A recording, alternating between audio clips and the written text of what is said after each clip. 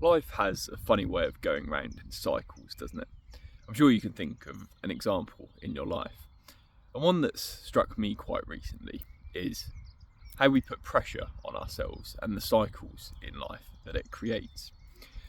You see, I've always been quite bad for putting pressure on myself. Putting too much pressure on myself, I should say, because pressure can be a good thing, it can be a healthy thing. It helps us to be disciplined, it helps us to stick to our healthy habits, and it gives us drive. And when you're an ambitious person, which I'm sure you are, it really is that sort of necessary evil, I suppose, in a way. But the difficulty comes when we put too much pressure on ourselves. We don't let up, we don't take our foot off the gas ever, and we end up just burning ourselves out. I want you to think of a car on a drive, and if you just had your foot to the floor constantly and you were in the red on the revs constantly, that car would not last very long.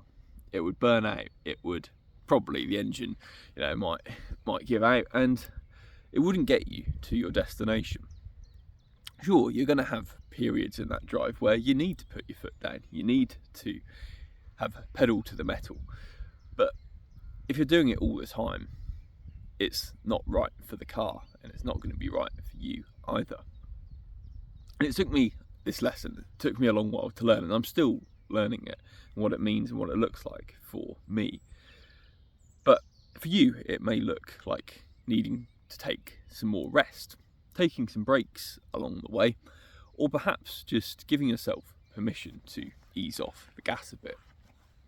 There's nothing wrong with cruising down the motorway at 60 miles an hour.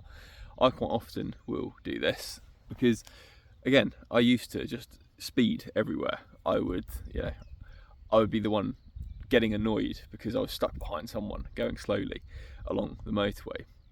But more often than not now, I'll quite often just tuck in behind them and enjoy the ride. Take my time in getting to that destination, because what is the point of riling yourself up and putting pressure on yourself to always be on the go, always be quick, always be rushing?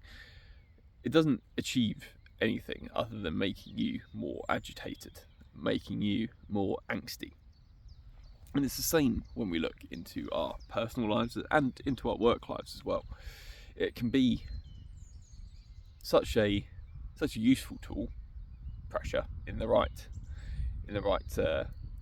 times and in the right amounts. But when it builds and becomes too much, that's when you often see people having to take time off for stress. And that's again something that I've been through. I've had to take those breaks because I put too much pressure on myself, and I'd found myself under a lot of stress to perform, both in my career and at home as well, my personal life. So wherever you're at today, whether it's you have recognised that you put too much pressure on yourself, or perhaps you are only now realising that is the case for you, then I would really encourage you to take some rest, take some downtime, take some time for yourself, just to do those things that you enjoy. You don't constantly have to be on, you don't constantly have to be being productive.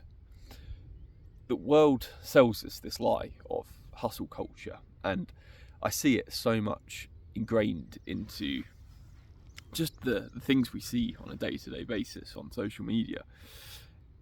It makes you believe that everyone else is outworking you, everyone else is doing better than you, and that unless you spend every waking hour of your life dedicated to work, to improving yourself, then somehow you've failed. We see people like Alex Hormozy who promotes this sense of just working yourself to the bone, and I don't agree with it. I don't think that any amount of money on earth is worth that. I don't believe that it's yeah, sure, money is great, but it's a tool. It's not It's not a personality. It's not something that is worth dedicating your entire life to. There are far more important things like your family, your friends, those relationships and those people that you can impact on in your circle. And sure, money might help you to do that, but take that pressure off yourself. Take that pressure to become something. You see, I think that's, again, another lesson that I've learned when it comes to pressure, is we try and force things when we put ourselves under pressure, and we don't allow them to happen naturally. You would think if you were, putting pressure on yourself to find a romantic partner, oftentimes you're going to find yourself in those situations where you jump into a relationship that isn't right for you, and a few months down the line, it all goes pear-shaped. When we put this pressure on ourselves, it often leads to us making poor decisions. Whereas when we just remove that pressure, we take that off ourselves, that weight off ourselves, we can allow ourselves to move through space much more naturally. Things happen and they come into our life in a much freer way, in a much less stressful way as well. I know for myself that when I've stepped back and taken the pressure off myself, often those are the times when I grow the most, I have the most opportunities, and life seems to just flow the best. It's almost like you're having fun with life, rather than feeling like life is this horrible grind all of the time. Think of yourself like a river, and you're going through a valley. That river carves its path gradually over time. Sure, there may be events where the pressure builds up and the dam overtops and a new river is formed or a new lake is formed, but those are few and far between, really. Most of the river's work is done just on a slow, day-by-day basis, plodding along. Yet it's able to carve out these huge canyons and forge these massive deltas just through that gentle pressure over time, rather than a huge rush all at once.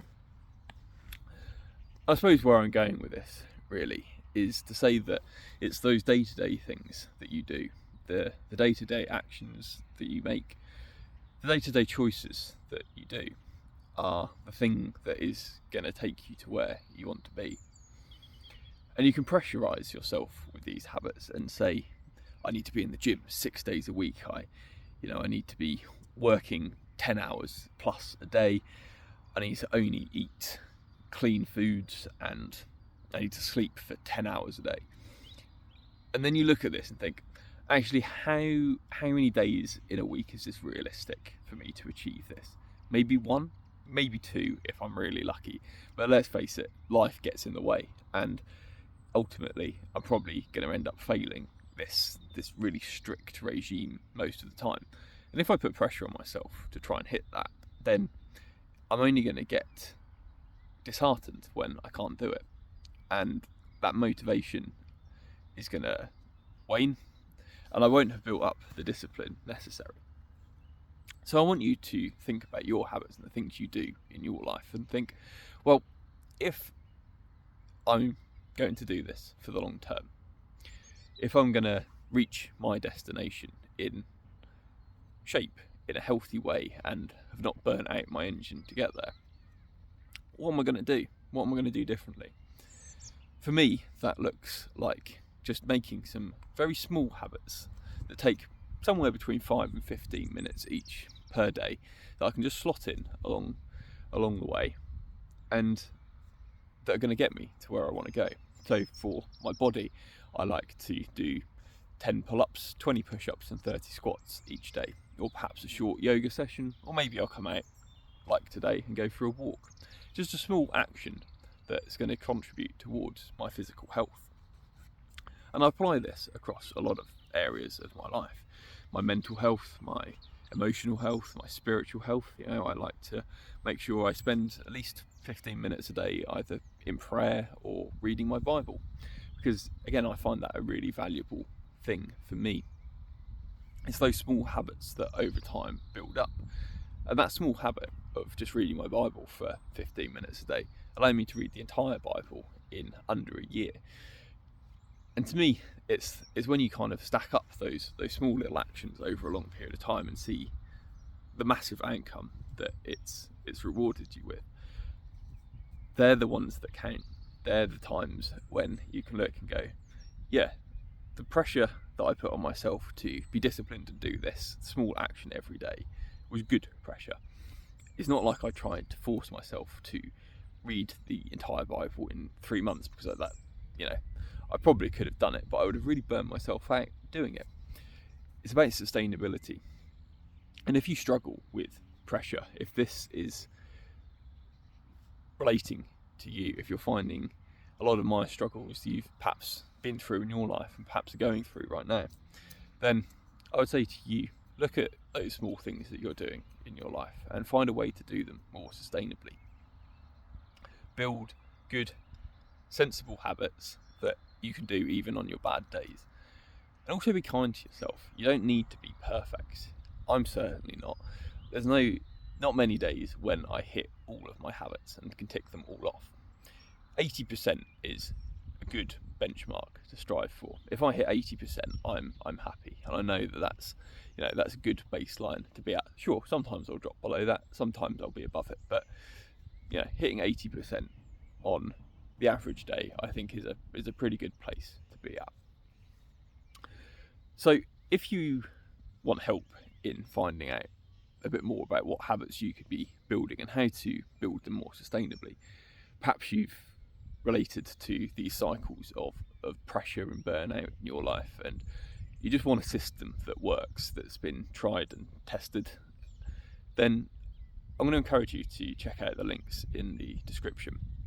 I put together a short ebook as well as a longer 10-week course, all based around these sustainable habits that I found to really work for me, looking at my body, my mind, my emotions, my spirituality, and just little things that I do every day, how to implement those into your life, and really the mindset shifts that are necessary to make these changes stick, but also to get you to the destination that you want to be without finding yourself in yet another burnout cycle. So if that sounds of interest, do check out the links in the description, and until next time, take care. God bless.